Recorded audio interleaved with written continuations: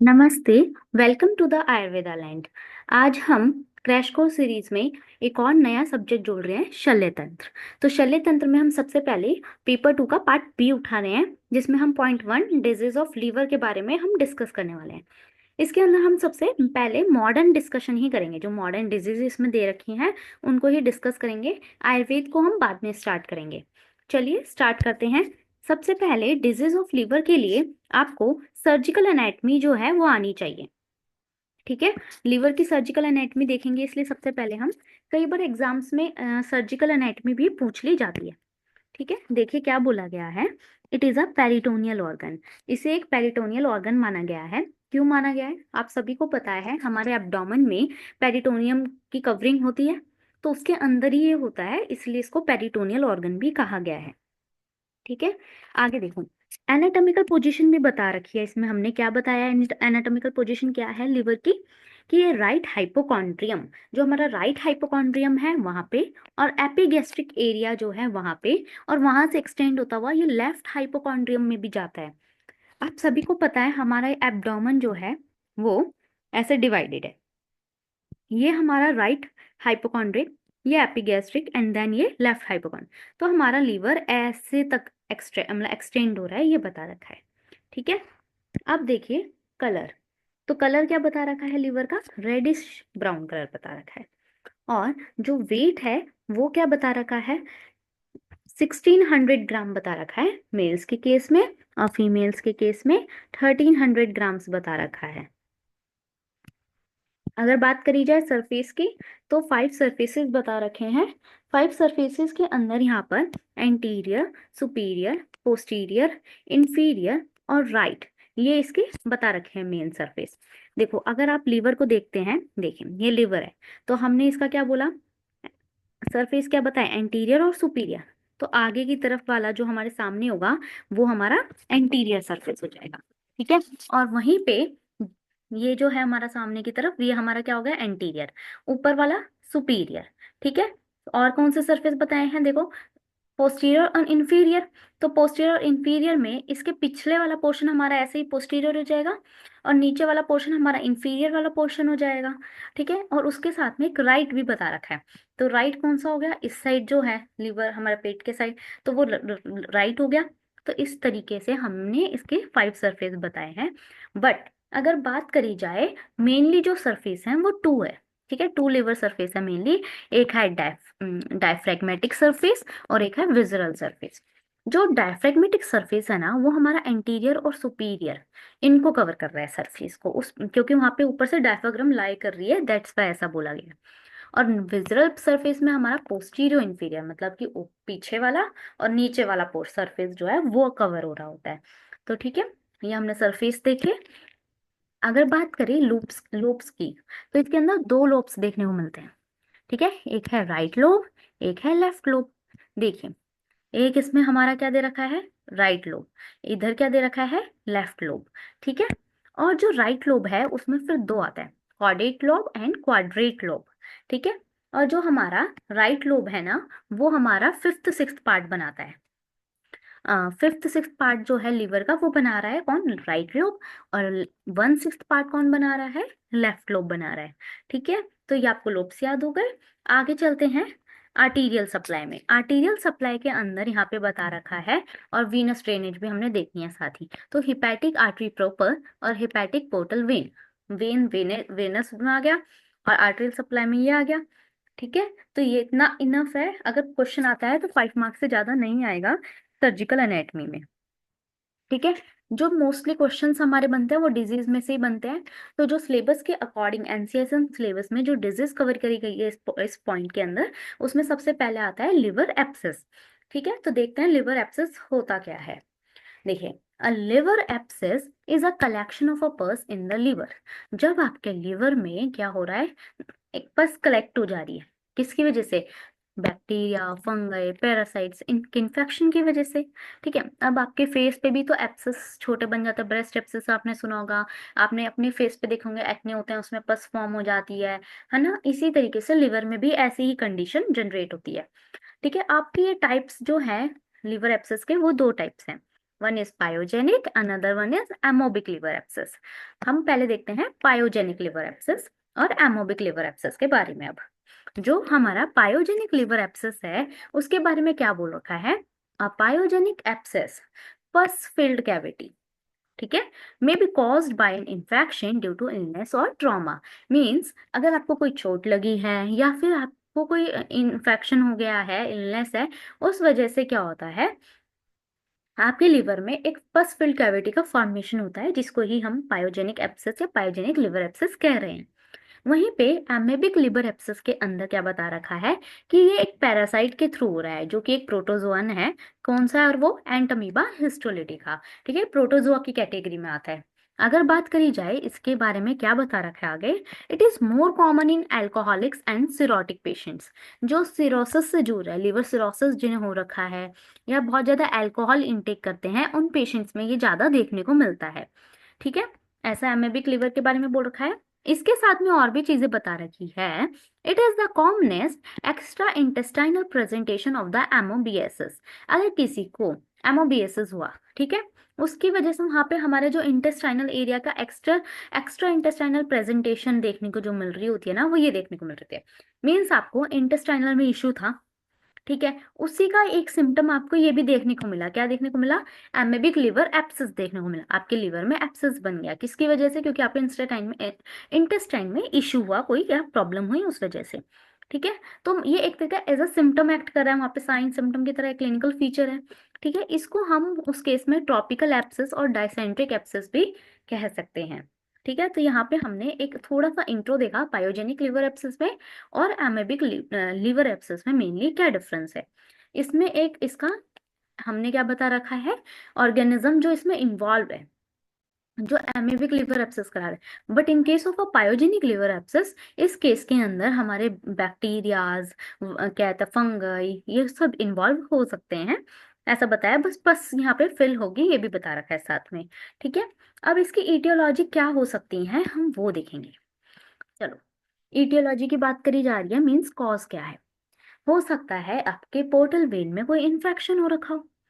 देखो, ईटियोलॉजी से पहले ना हम आउटलाइन देख लेते हैं लिवर की, मतलब कि क्या क्या होता है। देखो, ये आपका लेफ्ट लोब है, ये आपका राइट लोब है, ठीक है। देखिए, एक कॉमन बाइल डक्ट है, ये गॉल ब्लैडर है ना, गॉल ब्लैडर से एक आ रही है, एक इधर से आ रही है ऊपर से, ये मिलके कॉमन बाइल डक्ट बनाती है, जो फिर फर्दर इंटेस्टाइन में बाइल पास करती है आगे जाके, ठीक है। यहाँ ब्लड फ्रॉम इंटेस्टाइन से ब्लड आता है इसमें पोर्टल वेन में, ठीक है, और यहाँ से होता हुआ ये पोर्टल सर्कुलेशन में हेल्प करता है आगे जाके, जो कि फर्दर ब्लड टू हर्ट, मतलब हर्ट को ब्लड देती है, ठीक है। यहाँ पे हिपैटिक आर्टरीज भी हैं, ठीक है, और यहाँ हमारी हिपैटिक वेन्स भी हैं। ओके, ये हमने ओवरव्यू देख लिया। अगर कहा गया इन्फेक्शन हो जाएगा पोर्टल वेन में तो क्या होगा, तो देखिए, इन्फेक्शन थ्रू पोर्टल वेन में अगर इन्फेक्शन हो जाता है तो उस केस में भी आपको क्या देखने को मिल रहा है, पायोजेनिक लिवर एब्सेस देखने को मिल रहा है, ठीक है। इन्फेक्शन किस केस में हो सकता है, तो वो बता रखा है, एक्यूट अपेंडिसाइटिस, किसी को एक्यूट अपेंडिसाइटिस हुआ हो उस केस में, डाइवर्टिकुलाइटिस हुआ हो उस केस में, इन्फ्लामेटरी बाउल डिजीज हुई हो कोई, या फिर पैनक्रेटाइटिस हुआ हो, परफोरेशन हो गई हो, या कोलोरेक्टल का कार्सिनोमा हो गया हो। तो इसके थ्रू इन सारे डिजीज में, जो ये हमने डिजीज देखी, इन सब डिजीज के अंदर इन्फेक्शन जो है ना वो पोर्टल वेन तक पहुंच सकता है। अगर पोर्टल वेन तक पहुंच गया तो कल को आगे जाके लिवर में पायोजेनिक लिवर एब्सेस भी हो सकता है। तो एक हमने ये इटियोलॉजी देख ली, ठीक है। आपको ये सारी डिजीज याद रखने की जरूरत नहीं है, आपको मेन हेडिंग्स पता होनी चाहिए, like infection through portal vein.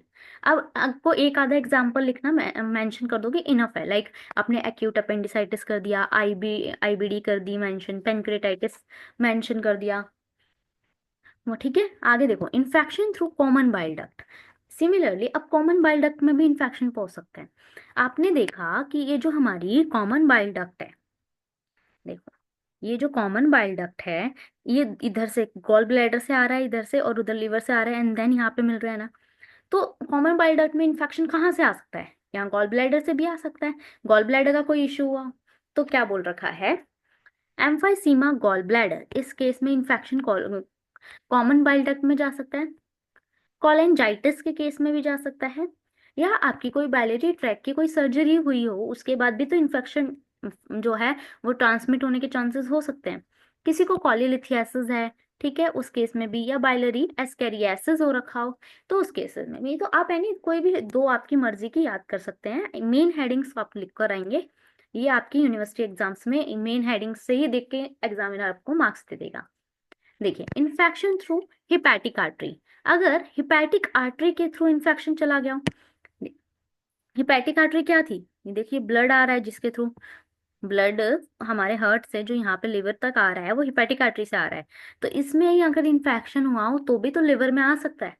तो देखिए, इन्फेक्शन अगर हिपैटिक आर्टरी से किस केस में आ सकता है, सेप्टिसीमिया के केस में, पाइमिया के केस में भी आ सकता है। तो ये हमने दिखा दिया। डायरेक्ट एक्सटेंशन, डायरेक्ट एक्सटेंशन का मतलब क्या है कि ऑलरेडी आपको आपको पता है ये आपका एब्डोमेन है, ठीक है, आपके इस एब्डोमेन में यहाँ लीवर है, यहाँ पे आपका स्टमक भी है, यहाँ पे आपके पेनक्रियाज हैं, ठीक है। अगर इनमें कोई इन्फेक्शन हुआ है तो इनसे यहाँ पे ट्रांसमिट हो सकता है ना, ठीक है। यहाँ गॉल ब्लैडर में कोई इन्फेक्शन हुआ, लीवर में भी तो हो सकता है ना। तो उस केसेस में यहाँ पर ट्रांसमिट हो सकता है। तो ये डायरेक्ट एक्सटेंशन है, यहाँ बढ़ते हुए यहाँ पर भी आ जाना। तो वो किस केस में आएगा, जब सब डायफ्रेगमेटिक एब्सेस, मतलब कि यहाँ डायफ्राग्राम के नीचे कोई हमें एब्सेस हो गया हो तो उस केस में इधर भी हो सकता है, लिवर में भी। सुप्रेटिव कॉलिसिस्टाइटिस, मतलब कि गॉल ब्लैडर में ऊपर की तरफ अगर कॉलिसिस्टाइटिस हुआ तो हो सकता है। और सब फ्रेनिक एब्सेस, सब फ्रेनिक एब्सेस हुआ हो तो उस केस में भी हमें देखने को मिल सकता है कि लिवर में यहाँ पे भी आ जाए। तो ये डायरेक्ट एक्सटेंशन के केस में बता दिया, ठीक है। आगे देखते हैं, इन्फेक्शन थ्रू अम्बिलिकस, मतलब कि आपकी अम्बिलिकस कहाँ होती है, आपको पता है ना, हम इसे नाभि भी कहते हैं। तो अम्बिलिकस वहीं पे बीचों बीच होती है ना। तो वहां पे न्यूबॉर्न्स के केस में कहाँ कब इन्फेक्शन अम्बिलिकस से लिवर में जा सकता है, किस कंडीशन में, ओम्फेलाइटिस। ओम्फेलाइटिस जब न्यूबॉर्न में होता है, ये एक डिजीज कंडीशन है जो न्यूबॉर्न में देखने को मिलती है। तो उस टाइम पे इन्फेक्शन जो है वो लिवर में जा सकता है, ऐसा बोल रखा है, ठीक है। और भी पॉजिटिव ऑर्गेनिजम्स भी या बैक्टीरिया हम कह सकते हैं इन्वॉल्व हो सकते हैं। कौन कौन से, like E coli, Klebsiella, Proteus, Pseudomonas, clostridia और एंटेरोकोकाई, स्ट्रेप्टोकोकाई, ठीक है। तो ये भी इसमें इन्वॉल्व हो सकते हैं। आप कोई भी एक दो पॉजिटिव बैक्टीरिया याद कर सकते हैं, ठीक है। यहाँ पे हमने अभी इटियोलॉजी देखी, किसकी देखी है ये हमने, पायोजेनिक लिवर एब्सेस की। अब हम बात करते हैं लिवर एमीबिक लिवर एब्सेस की, जिसमें पॉजिटिव बैक्टीरिया जो है एंटमीबा हिस्टोलिटिका है, ठीक है। ये आता कहाँ से है हमारी बॉडी में, जब आप कभी भी कंटामिनेटेड फूड और वाटर ड्रिंक कर रहे हैं, इंजेस्ट कर रहे हैं, तो उसके थ्रू ये आ जाता है, ठीक है। और उसके बाद होता क्या है हमारी बॉडी में, इसकी क्या पैथोफिजियोलॉजी है वो हम एक बार देख लेते हैं ताकि आपको भी रिमाइंड रह जाए। देखिए, इसकी पैथोफिजियोलॉजी क्या बता रखी है, infection commonly occur from the caecum after an attack of amoebic typhlitis, ठीक है। अगर किसी को उसके सीकम में एमोबिक टाइफिलाइटिस हुआ, मतलब कि उसकी सीकम की इन्फ्लामेशन हो गई इसी ऑर्गेनिज्म की वजह से, ठीक है, तो वो वहां से क्या होता है, सुपीरियर मेसेंट्रिक वेन और पोर्टल वेन के थ्रू कहाँ चला जाता है, लिवर में चला जाता है, ठीक है। इसके लिए आप 2 मिनट यहाँ पे देखते हैं, इमेजेस हैं, इमेज देखते हैं हम। ये देखिए, हमारी यहाँ पे हमने बोला सुपीरियर से आता है, सुपीरियर मेसेंट्रिक, ये हमारी असेंडिंग कॉलोन है, ठीक है। यहाँ से ये स्मॉल इंटेस्टाइन है, ठीक है। हमने क्या बोला था कि कहाँ से आ रहा है, सुपीरियर मेसेंट्रिक वेन और पोर्टल वेन के थ्रू वो आ जा रहा है। अगर हमारे इन्फेक्शन कहाँ हुआ है, सीकम में हुआ है, मीन्स आपके सीकम में एमेबिक टाइफिलाइटिस हो गया, मतलब क्या होता है, इसका इन्फ्लामेशन हो जाना सीकम में। तो सुपीरियर मेसेंट्रिक वेन और पोर्टल वेन जो है उसके थ्रू इन्फेक्शन ट्रेवल कर जाता है। ये देखिए, हमारी ये है, यहाँ पे रुकिए, ये हमारी सुपीरियर मेसेंट्रिक वेन है, ठीक है, जो कि सप्लाई कर रही है ना हमारी असेंडिंग कॉलोन, सबको सप्लाई कर रही है आगे तक ऐसी। तो ये सीकम को भी आगे जाके सप्लाई कर रही होती है, ठीक है, सीकम कोलोन रेक्टम सबको सप्लाई करती है। तो ये सीकम के थ्रू ऐसे होते हुए हमारा यहाँ पे पोर्टल वेन में जाके यहाँ पे हमें लीवर में क्या कर सकता है, इन्फेक्शन कर सकता है, ठीक है। तो यहाँ पे इन्होंने यही बताया, आगे क्या बोला, सिग्मोइड, इन्फेक्शन फ्रॉम सिग्मोइड या रेक्टोसिग्मोइड कोलोन से स्प्रेड होता हुआ इंफीरियर मेसेंट्रिक वेन और पोर्टल वेन के थ्रू कहाँ जा रहा है, लिवर के राइट लोब में जाता है। ओके, मेनली जो हमें मोस्टली देखने को मिलता है वो राइट लोब इन्वॉल्व दिखता है। तो अब देखें यहाँ पे, इंफीरियर मेसेंट्रिक या डिसेंडिंग कॉलोन ये पूरे रेक्टल कॉलोन को सप्लाई कर रही है, तो इसके थ्रू भी होता हुआ वो कहाँ जा रहा है, पोर्टल वेन में आगे जा रहा है ना, और इन्फेक्शन कॉज कर सकता है। तो यहाँ पे भी वही बता रखा है। देखिए आगे क्या बोला है, ट्रोफोजोइट्स डिस्ट्रॉय, यहाँ पे वो जो भी आएगा एंटमीबा हिस्टोलिटिका वो ट्रोफोजोइट्स की फॉर्म में आएगा। ठीक है, ट्रोफोजोइट्स बनेंगे तो वो क्या करता है, हिपैटोसाइट्स, मतलब हिपैटोसाइट्स क्या होता है, लीवर के सेल्स, उसको डिस्ट्रॉय करता है। कैसे डिस्ट्रॉय करता है, हिस्टोलाइसिन को रिलीज करके, जो कि क्या है, एक साइटोलाइटिक एजेंट है, मतलब कि सेल्स को मारने वाला एजेंट है। तो उन्होंने लीवर के सेल्स को मार दिया। It lead into liquefaction, necrosis, वहां पे नेक्रोसिस होगी। ठीक है, थ्रोम्बोसिस देखने को मिलेगा ब्लड वेसल्स का। ठीक है, release and breaking of red cells, वहां पे रेड सेल्स जो है मरने लगेंगे, टूटने लगेंगे। इसकी वजह से, किसकी वजह से, हिस्टोलाइसिन एजेंट, मतलब जो भी हमारा सिस्टोलाइटिक एजेंट है हिस्टोलाइसिन, उसकी वजह से। ठीक है, और उसकी वजह से फिर क्या होता है, एनकोवी सॉस पस बनती है। एनकोवी सॉस पस देखने को मिलेगी। ठीक है, ये होता क्या है अभी बताते हैं। ये इसके अंदर हमारा होता क्या क्या मिले, हमें इसके अंदर क्या क्या कंटेंट देखने को मिलता है। इसके अंदर हमारे डेड लिवर सेल्स जो होते हैं, मरे हुए आरबीसी कह लो, नेक्रोटिक मटेरियल, ये सब इंक्लूड होता है। और इसका कलर कैसा देखने को मिलेगा एनकोवी सॉस का, चॉकलेट ब्राउन कलर का। ठीक है, ये जो पस होती है वो चॉकलेट ब्राउन कलर की होती है, इसमें कोई स्मेल नहीं होती है। और अगर बात करी जाए एनकोवी सॉस कहते किसे हैं, यहाँ पे जो नाम दे रखा है इस पस को एनकोवी सॉस, वो क्यों दे रखा है, क्योंकि एनकोवी सॉस ना एक ऐसी सॉस है जो कि किससे प्रिपेयर करी जाती है, फिश के एक टाइप है उससे प्रिपेयर करी जाती है। तो यहाँ पे ना वो जो सॉस जैसी बनती है ना, उसी की तरह ये रिजेंबल करती है पस, इसलिए यहाँ पे नाम दे रखा है एनकोवी सॉस पस। तो पस जो होती है वो ग्रीन कलर की हो सकती है, कब, अगर वो बाइल के साथ मिक्स हो जाएगी तो हमें वो पस ग्रीन कलर की देखने को मिल सकती है, ऐसा बोला हुआ है। तो यहाँ पे हमने एक पैथोलॉजी डिस्कस करी कि कैसे हो रहा है ये एमेबिक लीवर एब्सेस। सिमिलरली अगर इस साइड देखा जाए पायोजेनिक के केस में, तो यहाँ पे बैक्टीरियल घुसते हैं, बैक्टीरिया इन्वॉल्व होते हैं ना।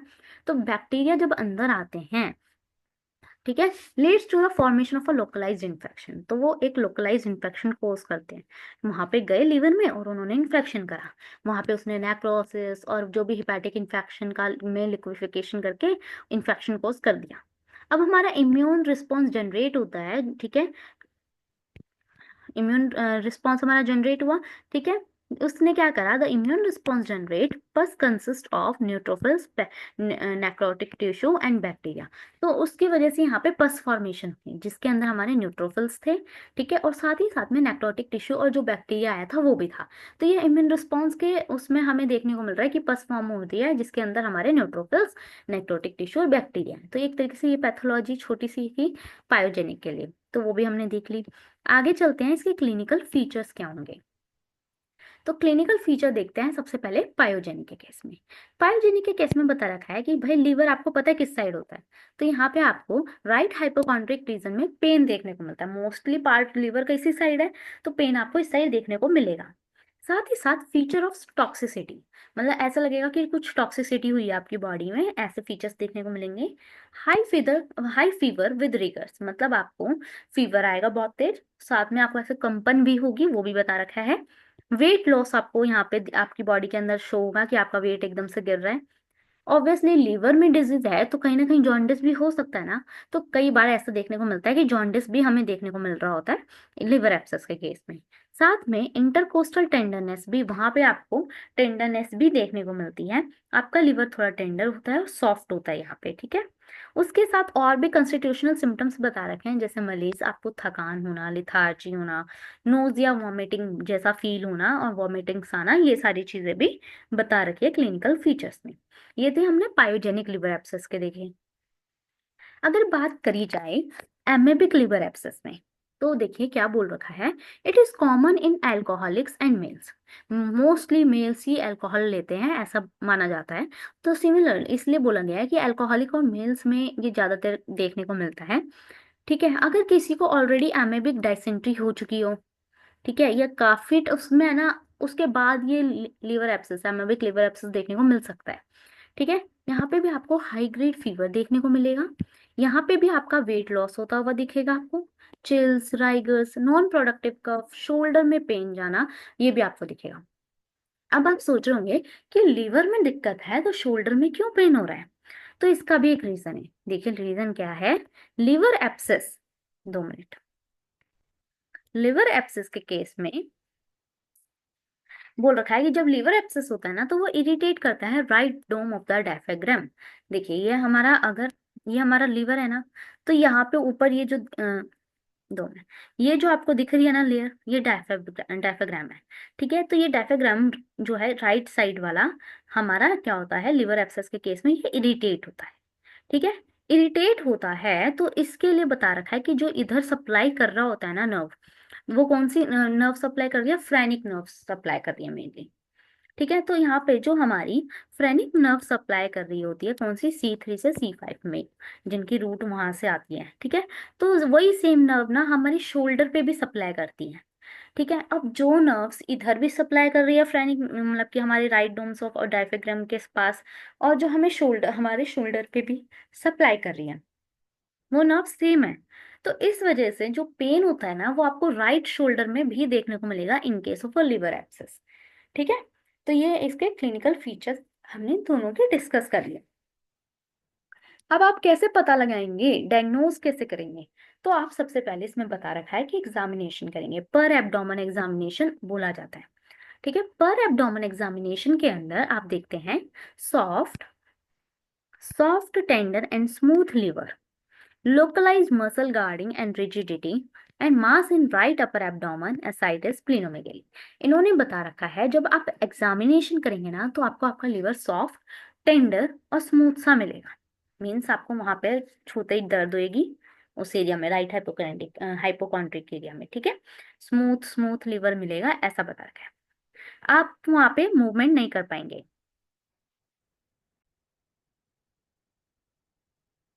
तो क्या बोला हुआ है यहाँ पे कि जो हमारा लिवर है वो स्मूथ है, सॉफ्ट है, टेंडर है, और वहाँ पे जो मसल्स गार्ड कर रही है, जो मसल्स वहाँ पे हैं वो थोड़ी रिजिड मिलेगी यहाँ पे, और जो मास होता है राइट अपर एब्डोमेन में वो हमें फील होएगा। यहाँ पे असाइटिस भी हो सकता है और स्प्लीनोमेगेली भी देखने को मिल सकती है। तो ये डायग्नोसिस पे हमें देखने को मिलेगा। और साथ में बोल रखा है इंटरकोस्टल टेंडरनेस इज एलेक्टेड, विच बता रखा है कि जो इंटरकोस्टल टेंडरनेस है ना वो इसका क्या है, मेन सिम्टम कह सकते हैं या मेन साइन कह सकते हैं एक।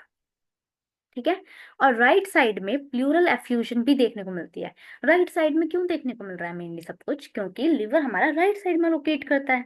ठीक है, टेंडरनेस, रिजिडिटी, स्किन एडिमा, ये सारी चीजें आपको वहां पे राइट हाइपोकॉन्ड्रिक रीजन पे एक्यूट केसेस में देखने को मिलती है। और वहीं पे क्रॉनिक एमेबिक लिवर एब्सेस है, अगर क्रॉनिक है अगर वो, तो वहां पे आपको स्मूथ या फिर फर्म और हार्ड में भी मिल सकता है। कौन, लिवर, ओके, और वो नॉन टेंडर होता है। ठीक है, और वो आपको पाल्पेबल होगा, मतलब कि आपको एक अपना लीवर पाल्पेबल होगा जो कि नॉन टेंडर्ड होगा। ठीक है, स्मूथ होगा, और फर्म या हार्ड भी कह सकते हैं वो भी होगा, मतलब एकदम फर्म होगा।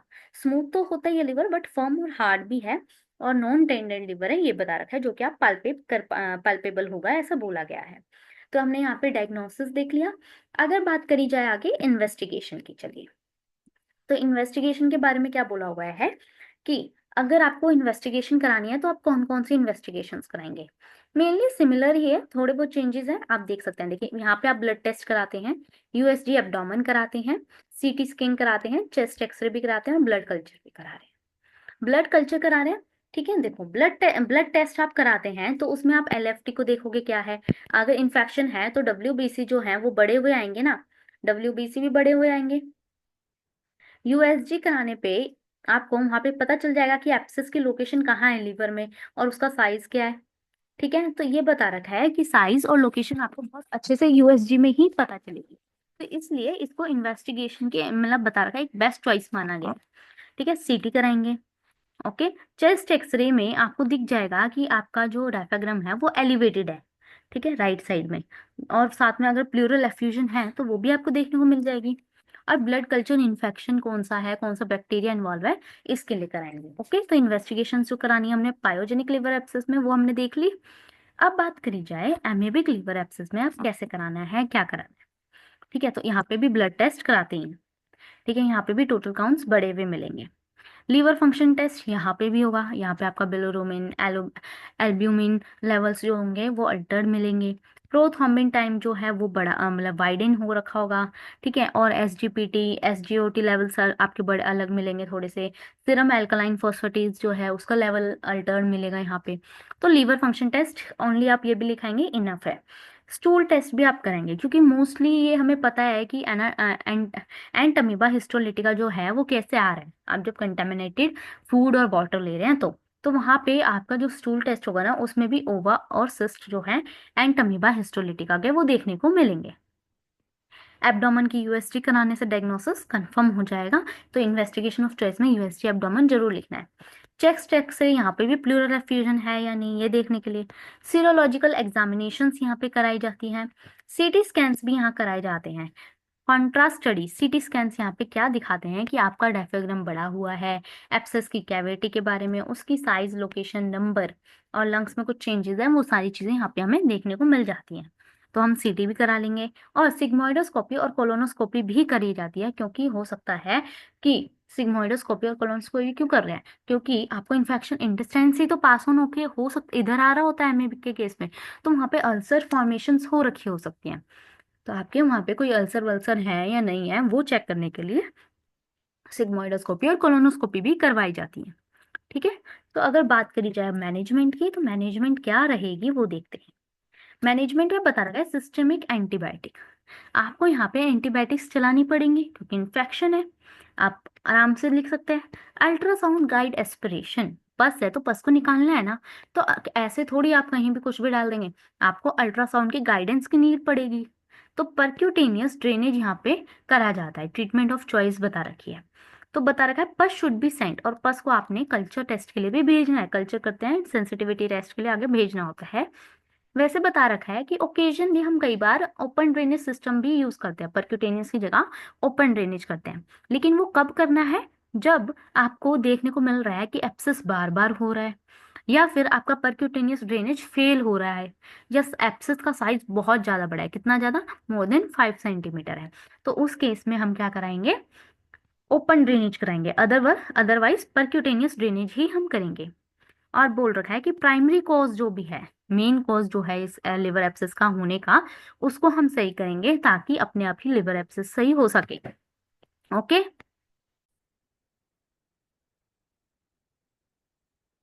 यहाँ पे क्या बता रखा है, एमेबिक के केस में एमोबिसिडल मतलब कि एंटी एमेबिक ड्रग्स यहाँ पे देनी होती है, और बेस्ट होती है मेट्रोनिडाजोल। तो मेट्रोनिडाजोल आप जरूर लिख कर आए, बाकी आप ट्रिनिडाजोल, क्लोरोक्विन ये लिखना चाहें तो लिख सकते हैं। यहाँ पे निडल एस्पिरेशन करी जाएगी वही पस को निकालने के लिए जैसे उधर करी गई थी। सर्जरीज यहाँ पे करनी पड़ सकती है किस केसेस में, तो वो केस कुछ बता रखे हैं, like even after repeated aspiration abscess cavity बार बार भर जा रही है, मीन्स आपने एस्पिरेशन किया, बाद फिर दोबारा वहां पे एब्सिस बन जा रहा है, वहां पे फिर पस क्रिएट हो जा रही है, तो उस केस में आपको सर्जरी करनी ही पड़ेगी ना। थिक पस है, पस बहुत ज्यादा थिक आ रही है देखने को मिल रही है। मल्टीलोक्यूलेटेड एब्सिस मीन्स आपके लिवर पे बहुत सारे एब्सिस हैं, ठीक है, बहुत सारी जगह एब्सिस है। Left lobe abscess, left lobe में भी एब्सेस आपको देखने को मिल रहा है, तो उस केस में भी करनी पड़ती है क्योंकि because of danger of rupture into the pericardial cavity, हो सकता है आप जब वहां से क्या कहते हैं ड्रेनेज करा रहे हो तो रप्चरिंग हो जाए पेरिकार्डियल कैविटी की, तो वो बहुत ज्यादा खतरा हो जाता है, इस वजह से लेफ्ट लोब एब्सेस के केस में भी सर्जरीज बता रखी है, और रप्चर्ड एब्सेस के केस में, मल्टीपल एब्सेस के केस में भी हमें सर्जरीज करनी पड़ती है। तो ये हमने मैनेजमेंट देख ली।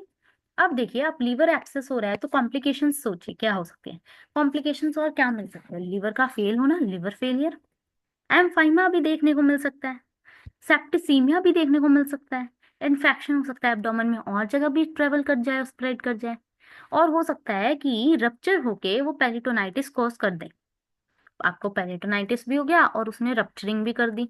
तो ये बहुत रेयर केसेस में देखने को मिलता है, लेकिन देखने को मिल सकता है। तो यहाँ पे हमने लिवर एक्सेस जो डिजीज थी फर्स्ट, वो हमने कवर कर दी अकॉर्डिंग टू एनसीएसएम सिलेबस जो डिजीज ऑफ लिवर में दे रखी थी। नेक्स्ट हम देखेंगे इसके अंदर नेक्स्ट डिजीज जो बता रखी थी, neoplasm of the liver, neoplasm जो बता रखा है, तो हम नियोप्लाज्म ऑफ लिवर भी यहाँ पर अब देखेंगे।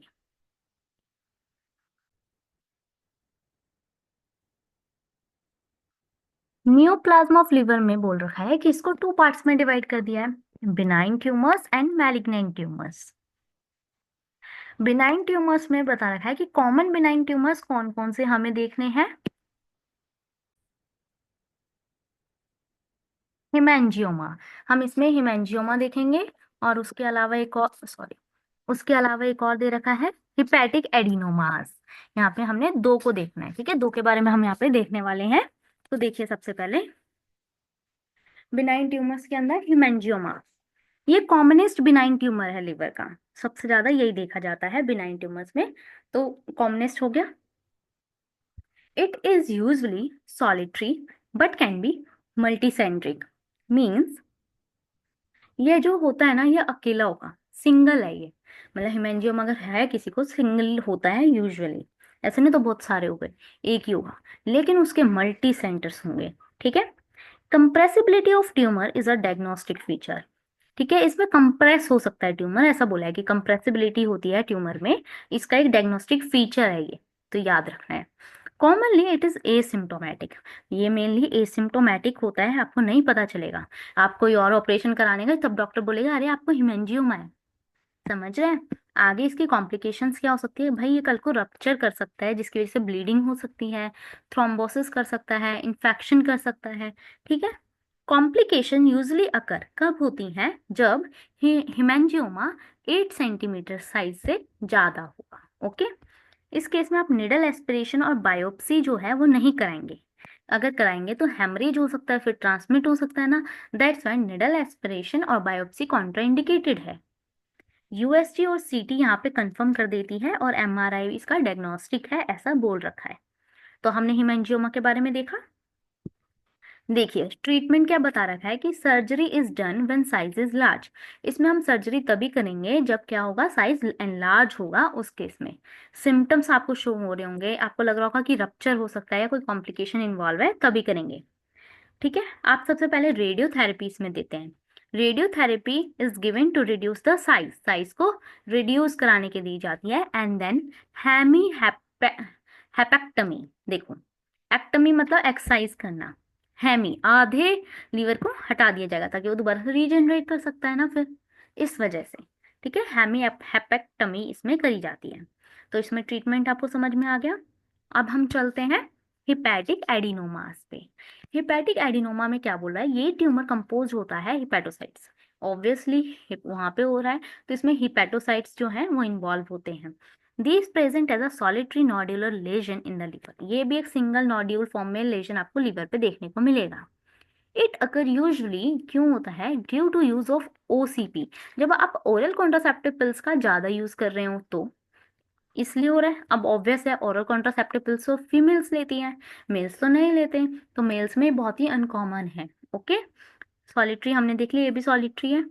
अपर abdominal pain is the commonest presentation. यहाँ पे जो पेशेंट होगा वो किस कंप्लेन के साथ आता है, कि उसे ऊपर की तरफ पेन है। ठीक है, अपर एब्डोमिनल पेन। ओके।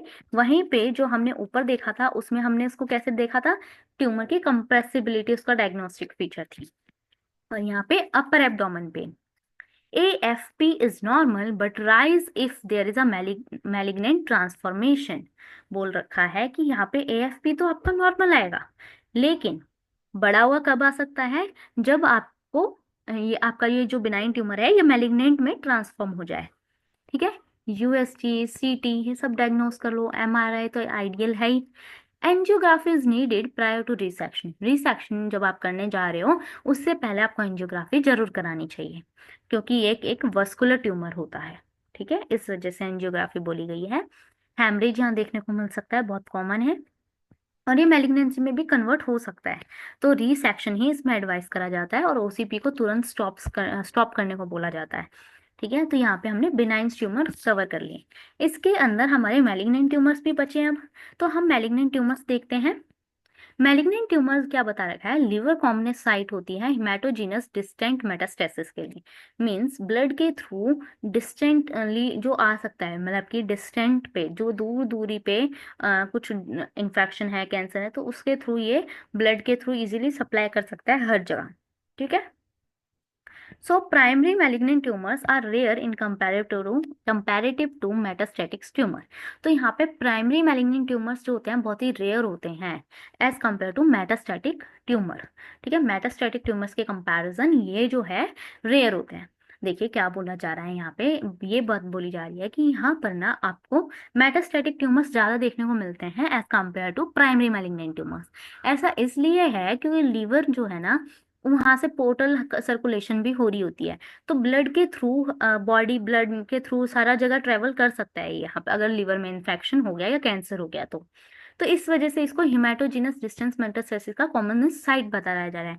तो आपके लिए आपका जो भी ब्लड है वो यहाँ पोर्टल सर्कुलेशन से तो जाएगा ही ना, तो आपके यहाँ पे लीवर जो है,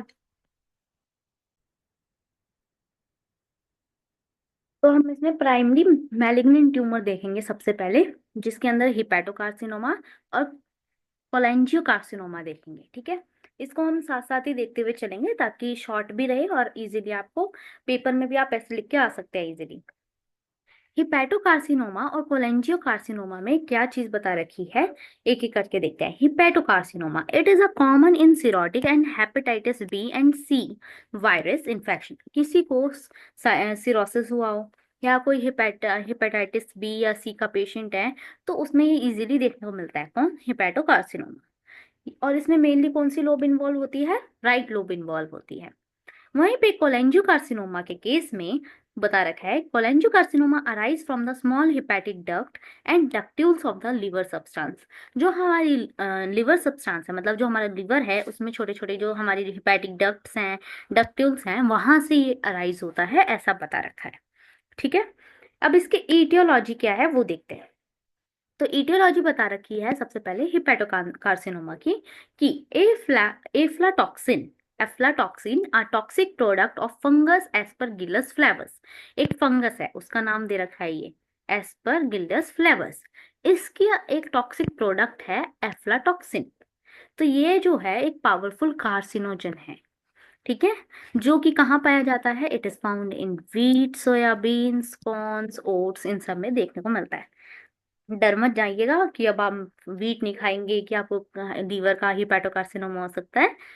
बहुत टेक केयर के साथ ये बहुत देखने को मिलता है, बट आपके पास जो आती है वो क्लीन होके आती है।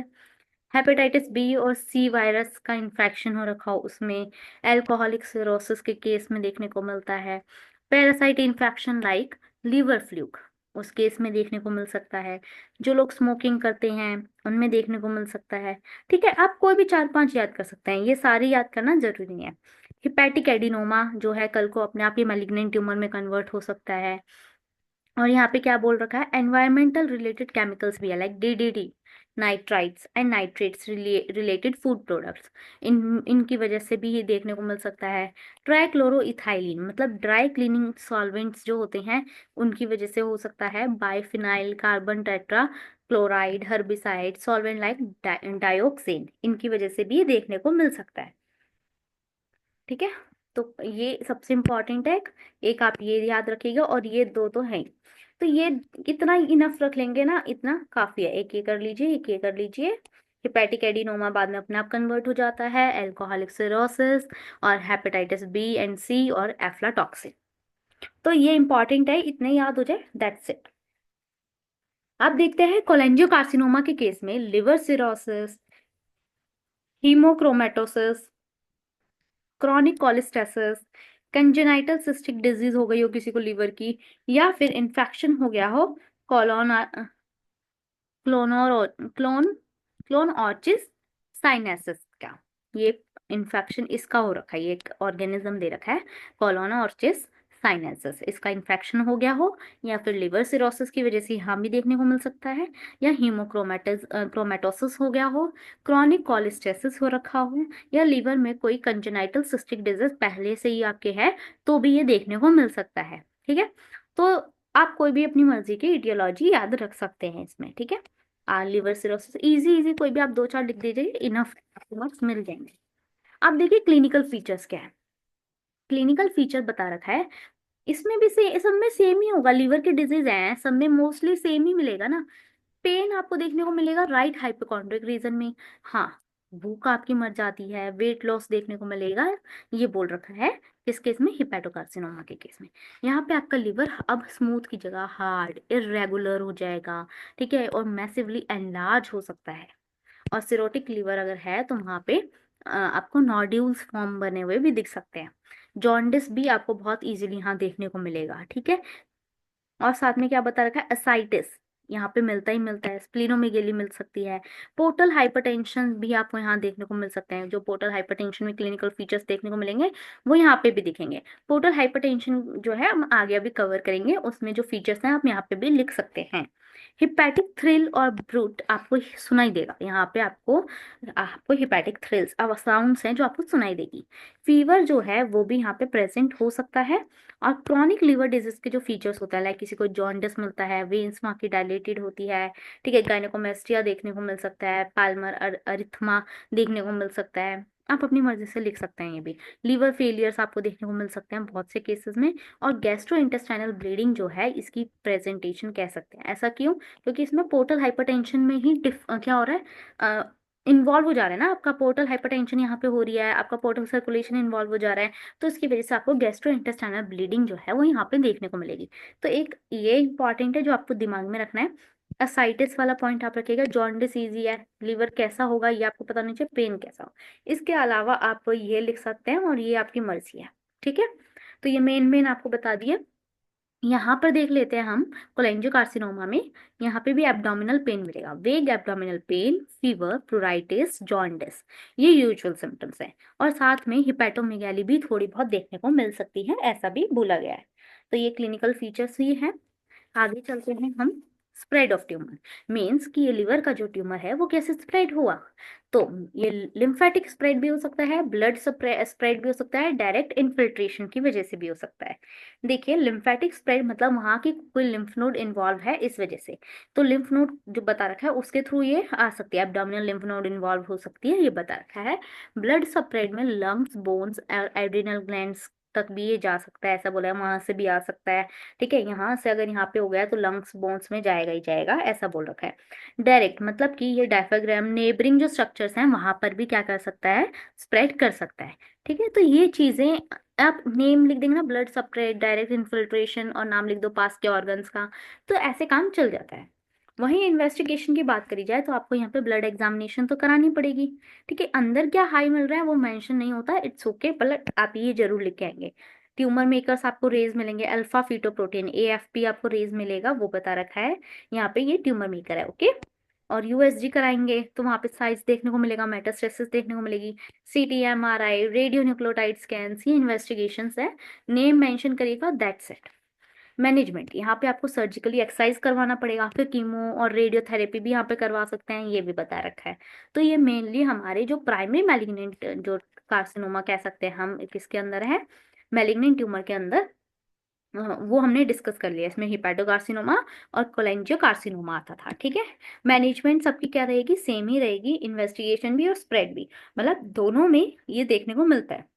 थोड़े बहुत क्लिनिकल फीचर्स जो हैं वो अलग देखने को मिलते हैं और एटियोलॉजी अलग हो सकती है, उसके अलावा ज्यादा कुछ डिफरेंस इनमें है नहीं, ठीक है। आगे चलते हैं। मेटास्टैटिक ट्यूमर, मेटास्टैटिक ट्यूमर कौन से होते हैं, जो कि आपको किसी और ऑर्गन से होते हुए आपके लिवर पे आए हैं एंड देन आपको वहां पे ट्यूमर क्रिएट करा है, ठीक है। ये भी मोस्ट कॉमन मैलिग्नेंट ट्यूमर माना जाता है, किसका, मैलिग्नेंट ट्यूमर है मोस्ट कॉमन। और ऊपर हमने पढ़ा था बिनाइन में जो मोस्ट कॉमन था वो कौन सा था, तो वो कौन सा था एक बार देख लेते हैं, वो था हमारा हिमेंजियोमा। और यहाँ पे सबसे कॉमन कौन सा है मैलिग्नेंट के अंदर, सॉरी, मैलिग्नेंट के अंदर सबसे कॉमन है मेटास्टैटिक ट्यूमर। तो इसमें क्या बोला गया है, bronchogenic carcinoma is the most common primary carcinoma, ठीक है। अगर आपको ब्रोंकोजेनिक हुआ है मतलब ब्रोंकाइज में कार्सिनोमा हुआ है तो वहां से यहाँ पे होना बहुत इजी है, मतलब अगर आपके वहां पे ब्रोंकोजेनिक कार्सिनोमा अगर आपको देखने को मिल रहा है प्राइमरी कार्सिनोमा के रूप में, तो वहां से आपके लीवर में भी वो मेटास्टेस कर सकता है, मतलब कि लीवर में भी स्प्रेड हो सकता है। नेक्स्ट इन फ्रिक्वेंसी आर कोलोरेक्टल्स में हुआ है, पेनक्रियाज में, ब्रेस्ट में, स्टमक में, यहाँ पे अगर ट्यूमर है तो लीवर में भी कल को आ सकता है, ठीक है। Metastasis to the liver reach by 4 routes, जो भी लिवर में आ रहा है कार्सिनोमा वो 4 रूट से आ सकता है। देखिए आपको पता है कि वहां पे पोर्टल वेन है, तो वहां से आ सकता है। एक तो हिपैटिक आर्टरी है, तो वहां से भी आ सकता है। आप पास के ऑर्गन है, डायरेक्ट इन्फिल्ट्रेशन हो सकता है, वहां लिम्फ नोड है, वहां से आ सकता है। So simple. तो ये हो गया। The growth rate of the metastatic tumours is more rapid.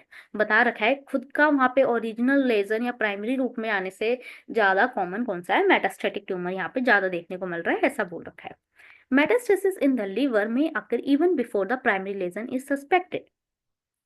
बोला गया है कि आपका प्राइमरी लेजन देखने को मिला, मतलब कि आपको वहां पे प्राइमरी लेजन नहीं मिल रहा, मीन्स आपको पहले लीवर का पता चल गया भाई यहाँ पे ट्यूमर है, लेकिन वो मेटास्टेटिक ट्यूमर है। कहीं और भी ट्यूमर है वो आपको पता भी ना चले, और आपको लीवर का पहले पता चल जाए, जो कि एक सेकेंडरी ट्यूमर है। आपके सपोज करो आपके ब्रेस्ट में ट्यूमर था, तो आपको ब्रेस्ट का ट्यूमर का पता तो नहीं चला, लेकिन आपको जो ब्रेस्ट से होता हुआ लीवर में पहुंचा है ट्यूमर, उसके सिम्टम्स और वो आपको पता चल गया। तो यहाँ पे ये बात करी गई है। तो इट्स टू इजी, आप बस माइंड लगा के समझिएगा और आपको अपने आप रिटेन रह जाएगा। क्लिनिकल फीचर्स की अगर बात करी जाए तो यहाँ पे भी मल्टीपल हार्ड नॉड्यूलर ग्रोथ देखने को मिलती है राइट हाइपोकॉन्ड्रिक रीजन में। ठीक है, यहाँ पे मल्टीपल, ऊपर हम अब तक क्या पढ़ रहे थे, सॉलिटरी से सिंगल थे, यहाँ पे लेकिन मल्टीपल है। पेशेंट को जॉन्डिस भी देखने को मिलेगा, कि लीवर कितना इन्वॉल्व है इस पे डिपेंड करता है जॉन्डिस है या नहीं है, या कितना जॉन्डिस है। ठीक है, उसकी भूख का मर जाना, वेट का भी लॉस हो जाना, और एसाइटिस यहाँ देखने को मिल सकता है। पेन इन लिवर, लिवर में पेन मिल सकता है। कब, स्ट्रेचिंग ऑफ लिवर कैप्सूल और ट्यूमर नेक्रोसिस, मतलब कि आपका लिवर कैप्सूल जब स्ट्रेच हो रहा हो या फिर वहां पे ट्यूमर नेक्रोसिस हो रखा हो उस वजह से। ठीक है, और सुप्रा क्लेविकुलर लिम्फ नोड की एनलार्जमेंट, सुप्रा क्लेविकुलर, क्लेविकल के ऊपर। ठीक है, सुप्रा क्लेविकुलर लिम्फ नोड्स वहां पे एनलार्ज हो सकती हैं। और प्राइमरी ट्यूमर, जो और कोई प्राइमरी ट्यूमर है आपकी बॉडी में, उसके फीचर्स भी आपको देखने को मिलेंगे। ठीक है, इन्वेस्टिगेशन सेम है प्राइमरी ट्यूमर के लिए, जो ऊपर हमने पढ़ी अभी, प्राइमरी मैलिग्नेंट ट्यूमर जो हमने पढ़े उसमें जो इन्वेस्टिगेशंस बताई है वो आप यहाँ पे भी लिख सकते हैं। आप एक यहाँ पे नहीं लिखेंगे, वो है अल्फा फीटोप्रोटीन, ट्यूमर मेकर्स यहाँ पे रेज नहीं मिलते मेटास्टैटिक ट्यूमर्स में। ठीक है, तो उसको आप हटा दीजिएगा। आगे बात करते हैं मैनेजमेंट की, तो यहाँ पे हम सर्जरी बोल रखा है। तो सर्जरी के लिए बोला है, it is not possible in case of multi growth and should not be perform if there are multi organ metastasis. देखिए, आपका कोई प्राइमरी ट्यूमर ब्रेस्ट में है, अब वो आपके लीवर में भी गया, आपके स्टमक में भी जा रहा है, और यहाँ पे पेनक्रियाज में भी जा रहा है, मतलब काफी जगह जा रहा है। तो उस केस में आप सर्जरी ना करें तो बेटर है। क्यों? क्योंकि ऑलरेडी वो पूरी बॉडी में फैल चुका है।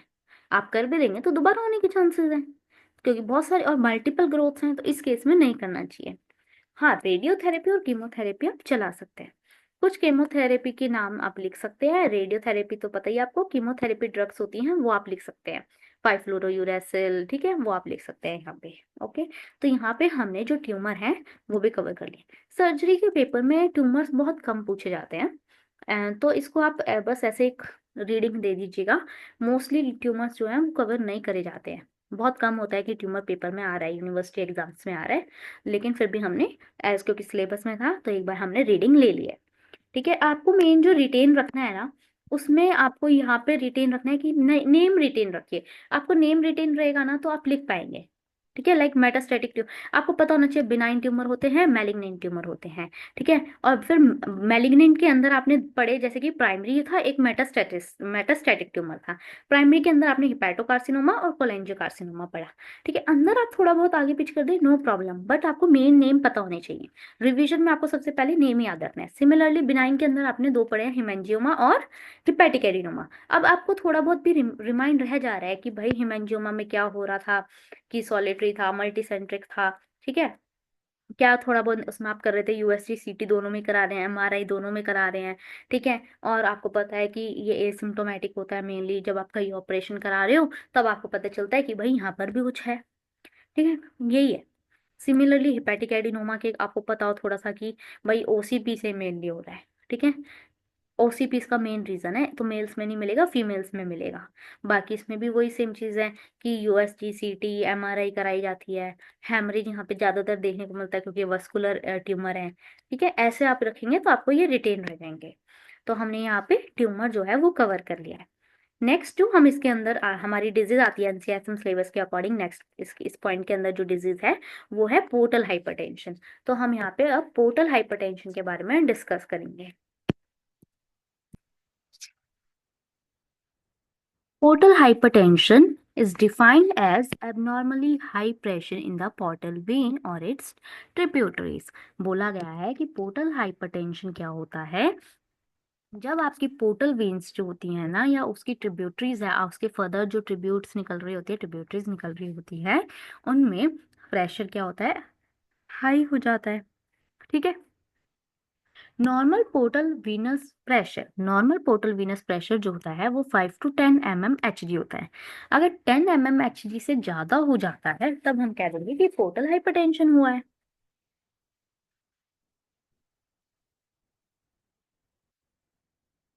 Portal hypertension is due to obstruction somewhere in the portal vein. Portal hypertension में क्या हो रहा है कि हो सकता है आपकी पोर्टल वेन में कहीं ना कहीं कोई ऑब्स्ट्रक्शन हो, जिसकी वजह से वो आगे पास नहीं हो पा रहा ब्लड, तो वहां पे प्रेशर जनरेट हो जा रहा है, या फिर आपकी ट्रिब्यूटरीज के अंदर कोई क्या हो रखा हो, ऑब्स्ट्रक्शन हो रखा हो। ठीक है, वही बोल रखा है in the portal venule sinusoids of the in the liver और in hepatic veins draining into the inferior vena cava. देखिए, इन्होंने बोला प्री हिपैटिक, मतलब कि हिपैटिक से पहले। ठीक है, मतलब कि आपकी पोर्टल वेन में या उसकी ट्रिब्यूटरीज में कहीं ऑब्स्ट्रक्शन हो रखा हो। ठीक है, हिपैटिक मीन्स आपके पोर्टल वेन्यूल्स में या लीवर के साइनोसाइड्स में, मतलब लीवर के अंदर कई चीजें हैं उनमें गड़बड़ हो गई है तो। और इन द हिपैटिक वेन जो बाहर ड्रेन कर रही है, पोस्ट हिपैटिक मतलब लीवर के बाद हिपैटिक वेन ही तो है, वहां से जो ब्लड लेके जा रही है, तो वहां पे अगर कोई चीज ऑब्स्ट्रक्ट हो गई उस वजह से, जिसने इंफीरियर वेना कावा को सप्लाई कर ड्रेनेज देना था, तो वहां पे, तो इस वजह से यहाँ पोस्ट हिपैटिक, हिपैटिक और प्री हिपैटिक लिखा है।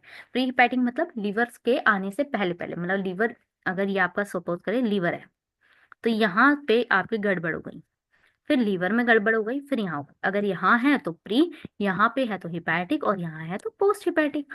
इमेज देखिए, अगर यहाँ पे गड़बड़ है कोई, ठीक है, तो इट मीन्स प्री हिपैटिक। यहाँ पे कोई गड़बड़ है, it means hepatic. Hepatic vein के बाद गड़बड़, मतलब कि इस लीवर के बाद गड़बड़ है, मतलब कि पोस्ट हिपैटिक। तो इस तरीके से यहाँ पे पोर्टल हाइपरटेंशन को हमने बांट दिया। तो इसकी इटियोलॉजी भी इसी के अकॉर्डिंग होगी। प्री हिपैटिक कॉजेज क्या हो सकते हैं, कंजेनाइटल एट्रेशिया और hypoplasia in the umbilical when and ductus venosus. मतलब पहले से कोई आपके ये आपको इशू रखा है, कंजेनाइटल एट्रेशिया हो रखा है, या फिर हाइपोप्लेजिया हो रखा है अम्बिलिकल वेन का, या फिर पोर्टल वेन में थ्रोम्बोसिस हो गया, स्प्लेनिक वेन में थ्रोम्बोसिस हो गया, हाइपर कोएगुलेट स्टेट है, मतलब ब्लड कोएगुलेट हो जा रहा है कोई ट्रॉमा की वजह से।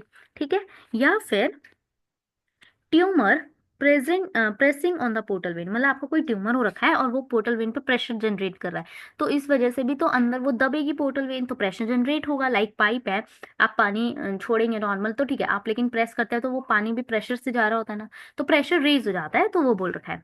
आइसोलेटेड स्प्लेनिक वेन थ्रोम्बोसिस, मतलब कि वहां पे स्प्लेनिक वेन में थ्रोम्बोसिस जो कि कॉज क्यों हो पाती है, एल्कोहलिक पैनक्रियाटाइटिस की वजह से कॉज हो सकती है। ठीक है, तो ये कुछ कॉज है, आप कोई भी अपनी मर्जी से 2-3 कॉजेज याद कर।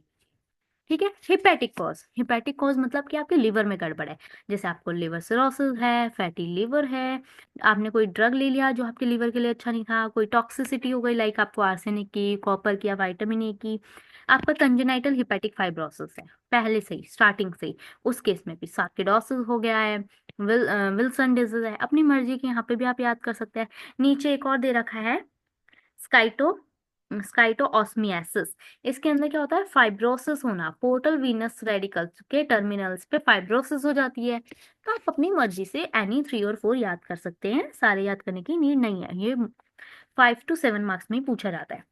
पोस्ट हिपैटिक कोज के अंदर बोल रखा है हिपैटिक वेन थ्रोम्बोसिस, वेन में थ्रोम्बस, लेकिन पोर्टल और स्प्लेनिक वेन पहले आता है तो प्री हिपैटिक, हिपैटिक वेन बाद में आता है तो पोस्ट हिपैटिक, तो इसको बुट-चिएरी सिंड्रोम भी कहते हैं।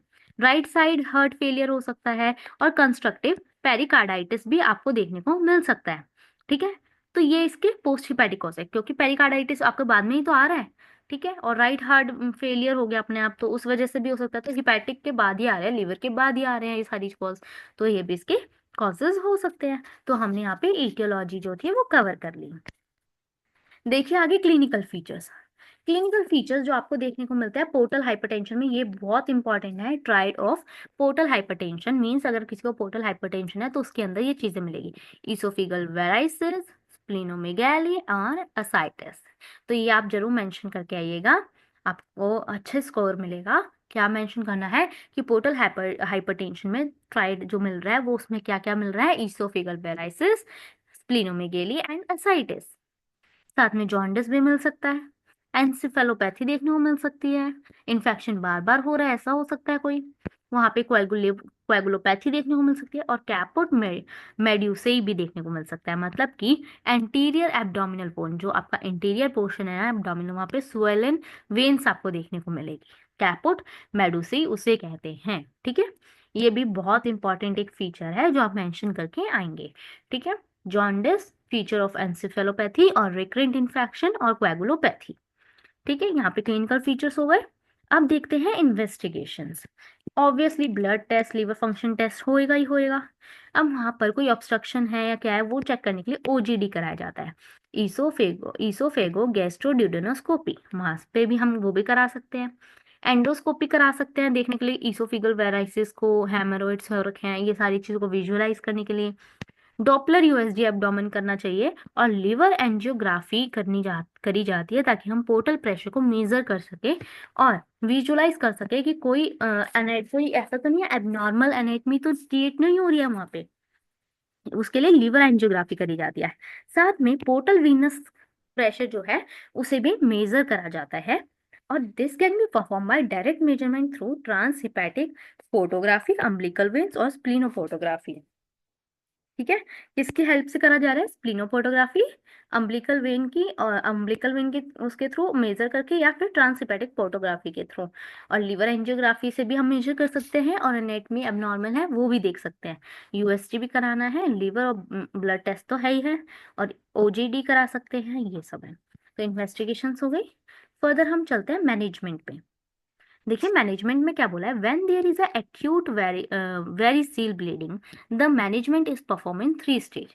बोल रखा है कि आपको देखने को मिल रही है कि एक्यूट वेरिसिल ब्लीडिंग, मतलब कि आपको वहां पे ब्लीडिंग देखने को मिल रही है साथ में, तो उस केस में आपको 3 तरीके से मैनेजमेंट करनी है। सबसे पहले रिससिटेशन, सबसे पहले यही तो आता है, रिससिटेट करना होता है। तो ब्लड वॉल्यूम को आपको मेंटेन करना है, तो सबसे पहले क्योंकि ब्लड लॉस हो रहा है तो ब्लड ट्रांसफ्यूजन के थ्रू ब्लड वॉल्यूम को मेंटेन करना पड़ेगा।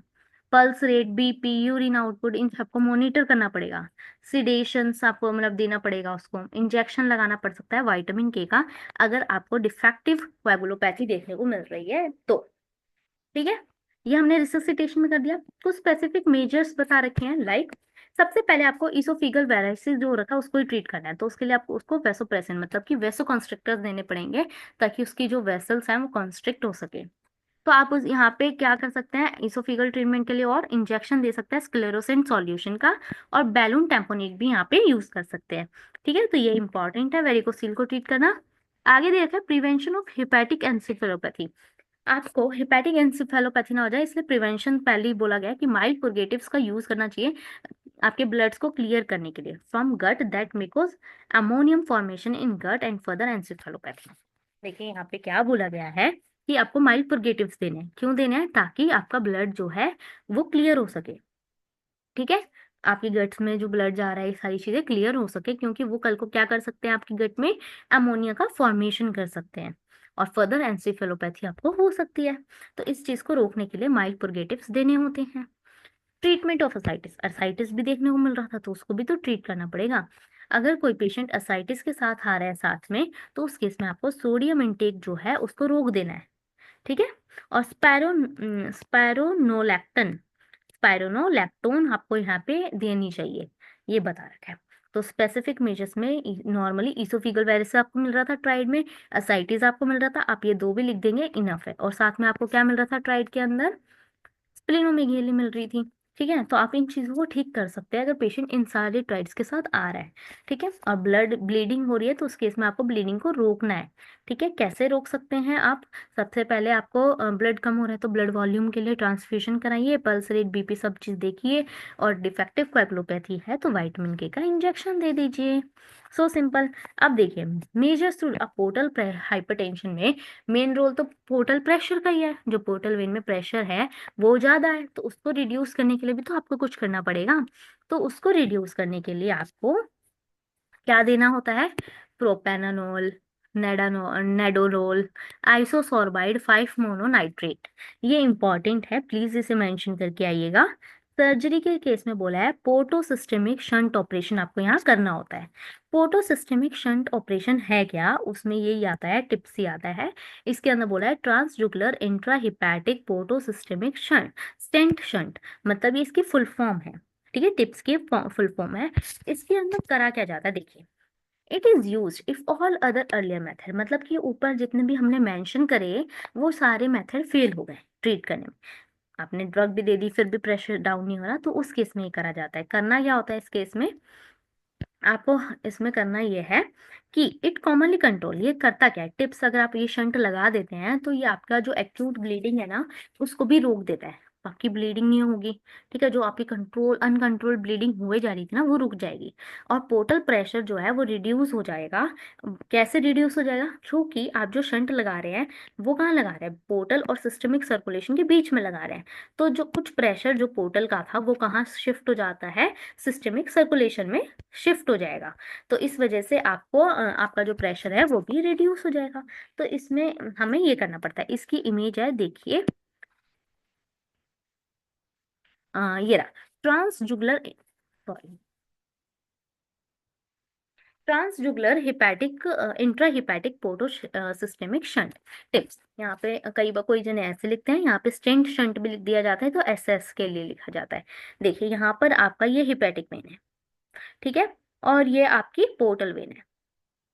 तो इनके बीच में एक डायरेक्ट हमने क्या लगा दिया, स्टेंट लगा दिया।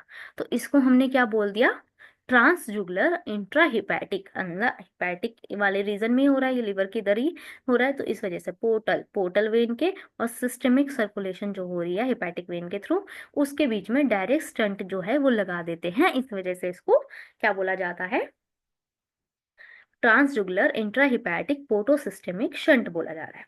ठीक है, समझ में आ गया कैसे यहाँ पे प्रेशर कंट्रोल हो रहा है। आगे चलते हैं, पैरासेंटेसिस। पैरासेंटेसिस भी यहाँ कर सकते हैं।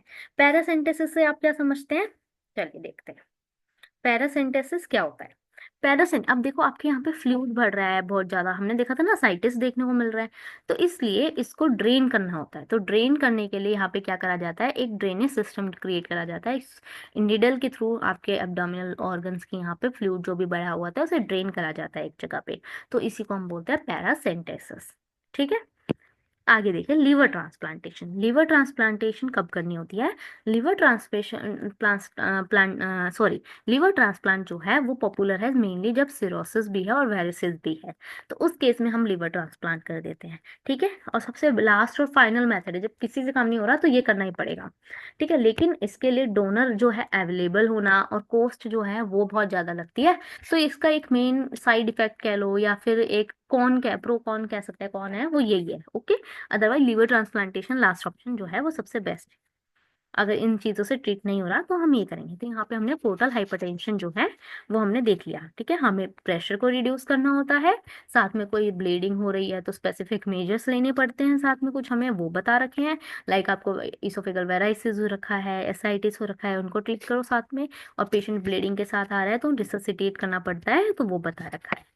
ठीक है, उसके साथ हमने इन्वेस्टिगेशंस देख लिए हैं, बहुत सिंपल है, ब्लड टेस्ट है, लेफ्टी कराना पड़ेगा, एंडोस्कोपी कराना पड़ेगा। ठीक है, पोर्टल वीनस को प्रेशर को कैसे मेजर करने थे, हम स्प्लिनोपोटोग्राफी, ट्रांसहिपैटिक पोटोग्राफी इनके थ्रू मेजर कर सकते हैं।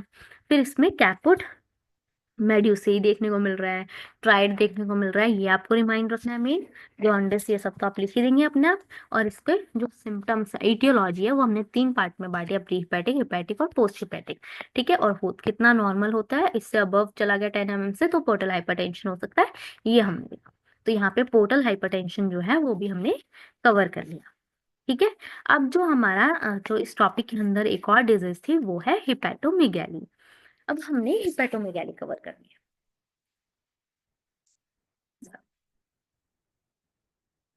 हिपैटो हिपैटोमेगेली होता क्या है, hepatomegaly means enlargement of the liver.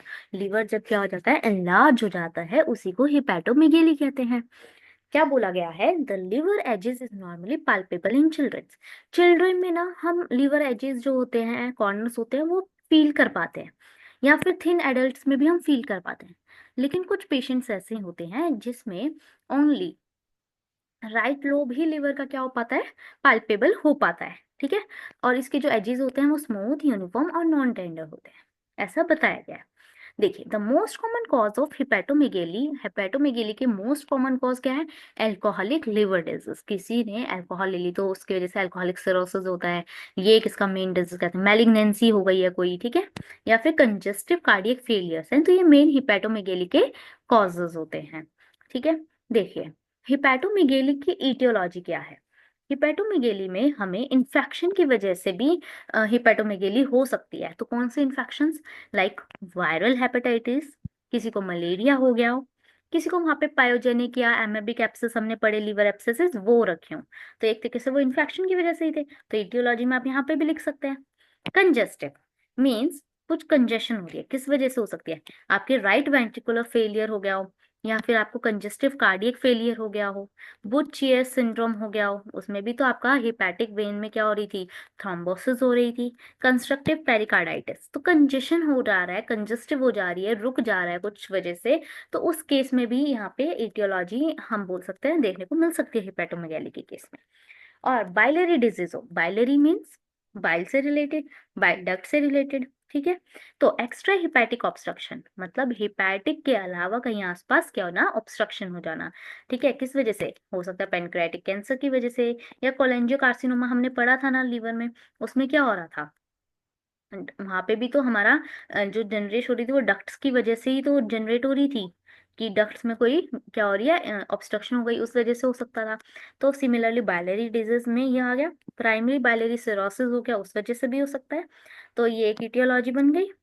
देखो, ट्यूमर की वजह से भी देखने को मिल सकता है, metastatic tumour, primary hepatic tumours, hepatocellular lymphoma, granulomatous hepatitis, ठीक है, तो ये एक आपको याद हो जाएगा इसीलिए। इसकी एटियोलॉजी बहुत सिंपल है, जो आपने ऊपर पढ़े वो आप यहाँ पे भी डाल सकते हैं, हेडिंग से ही आपको याद आ जाएंगी कि क्या एक दो आप उसमें डिजीज लिख सकते हैं, ठीक है। हिमेटोलॉजिकल डिसऑर्डर्स मतलब ब्लड रिलेटेड, ब्लड रिलेटेड आपने कौन से पढ़े हैं, sickle cell anaemia, thalassaemia, haemolytic anaemia, leukaemia, यही सब तो पढ़े हैं, लिख दीजिए। मेटाबॉलिक बेस हेडिंग से याद रखिएगा, उसके बाद अंदर का तो आप लिख सकते हैं।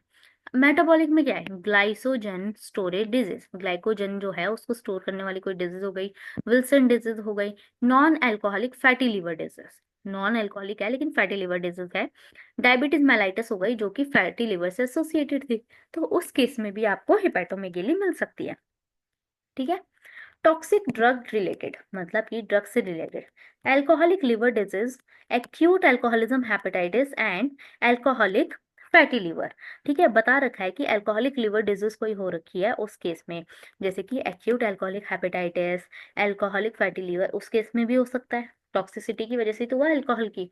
और ड्रग इंड्यूस में जैसे स्टैटिन, मैक्रोलाइड्स, ये आपने ज्यादा यूज करे, पीसीएम, देखिए आजकल किसी को भी बुखार होता है तो आप लोग फट से बोलते हैं पीसीएम खा लो, फीवर आ गया, बट पीसीएम में स्पेशल एक इंडिकेशन है कि ये लिवर को डैमेज करती है, ठीक है, फिर भी लोग इसको लेते हैं एज अ लिवर, तो आप फीवर के टाइम पे लेते हैं ना, तो मैं आपको इसका एक वो बताती हूँ, पैरासिटामोल की जगह जब भी आपको फीवर आए तो आप आयुर्वेद में संजीवनी बटी ले लीजिए, ठीक है, तो आपका लिवर डैमेज होने से बच जाएगा, ठीक है। तो यहाँ पे एक हमने देख लिया। ऑटो इम्यून, ऑटो इम्यून मतलब लीवर डिजीज पहले से कोई ऑटो इम्यून लीवर डिजीज है, वो भी एक इटियोलॉजी हो सकती है हिमेटोमेगेली की। तो यहाँ पे हमने नॉर्मल इटियोलॉजी, आप इतनी नहीं, आप थोड़ी बहुत भी लिख कर आएंगे, 5-7 नाम भी लिखेंगे इनफ है, क्योंकि ये ना डिजीज शॉर्ट्स डिजीज होती है, तो ये 5 मार्क्स में ही आती है ज्यादातर, ठीक है। आगे देखिए, प्रेजेंटेशन मीन्स क्लिनिकल क्या आपको देखने को मिलेंगे फीचर्स। देखिए, एसोसिएट सिम्टम्स में बी फ्यूअर रेदर, मतलब बोल रखा है कि कुछ भी इसके साथ एसोसिएटेड सिम्टम्स मिल सकते हैं, वो छोटे मोटे, लाइक आपका loss of appetite, weight loss, fever मिल सकता है, आपको नोजिया हो सकता है, लिथार्जी, प्रोराइटिस, ये सब चीजें देखने को मिलेगी, ठीक है। There may be a symptom related to liver dysfunction, ऐसे सिम्टम्स में मिल सकते हैं जिसमें आपको ऐसा लगेगा कि लीवर में कोई गड़बड़ है, जैसे कि जॉन्डिस मिल रहा है, ब्रूजिंग मिल रही है उस एरिया में, गायनेकोमेस्टिया मिल रहा है, ठीक है, स्पाइडर नेवी एसाइटिस मिल रहा है, और रिलेटेड टू अंडरलाइंग कॉज, और जो भी अदर कॉज जो आपके इसके लिए रिस्पॉन्सिबल है, like auto immune liver disease है कोई, तो उसकी जैंथीलेज्मा, जैंथीलेज्मा की वजह से आपको अंडरलाइंग कॉज है, तो उसके सिम्टम्स भी आपको मिल सकते हैं, मतलब जो जो कॉज है वो वाले सिम्टम्स तो मिलेंगी, ठीक है। तो आपको ना अगर बढ़ाना है, तो देखिए आपको अगर इटियोलॉजी पता है लाइक आपको पता है हिमेटोलॉजिकल डिसऑर्डर है, ठीक है, इसका कॉज है इस वजह से हिपैटोल, तो आप लिख सकते हैं ना कि भाई इसके वाले फीचर्स भी तो आप डाल सकते हैं एसोसिएटेड में, आप एसोसिएटेड सिम्टम्स या क्लिनिकल फीचर्स डाल के ये भी तो ऐड कर सकते हैं, इनके भी तो आप ऐड कर सकते हैं कि भाई इसमें इशू आ रहा है, खाना डाइजेस्ट नहीं हो पा रहा है, वो सब मेटाबॉलिज्म से रिलेटेड है, क्योंकि एक कॉज तो वो भी है, तो आप इनको भी ऐड कर सकते हैं।